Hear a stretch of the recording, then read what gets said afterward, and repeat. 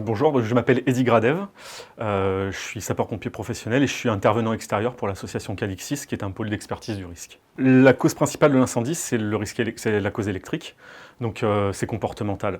Laisser un appareil électrique fonctionner en son absence, c'est forcément source à risque. J'ai une multiprise avec un interrupteur, j'éteins l'interrupteur.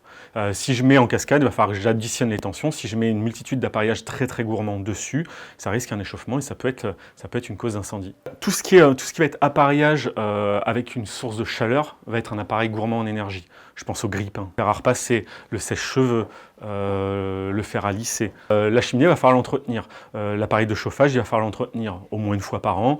On fait entretenir sa chaudière au moins une fois par an. On fait ramoner sa cheminée. Vraiment les fumées d'incendie qui sont hyper toxiques. Si l'incendie est d'origine électrique, je débranche l'appareillage pour écarter le risque électrique. Sur un feu pleinement développé, à part la fuite, il n'y a pas grand-chose à faire. C'est fermer les portes pour éviter que l'incendie se propage. Les fumées se déplacent à peu près à la vitesse d'un homme marchant à une allure normale. Si je ne peux plus fuir parce que je suis pris au piège, c'est-à-dire si je suis ici dans la chambre et que la fumée a envahi tout l'espace, tout le volume du couloir et mon point de fuite, à ce moment-là, il va falloir que je me calfeutre. Donc je vais rester dans cette pièce qui, pour l'instant, est à l'abri des fumées. Je vais calfeutrer les issues en mettant du linge sous la porte pour éviter que ces fumées ne passent et je vais attendre qu'on vienne me chercher par la fenêtre.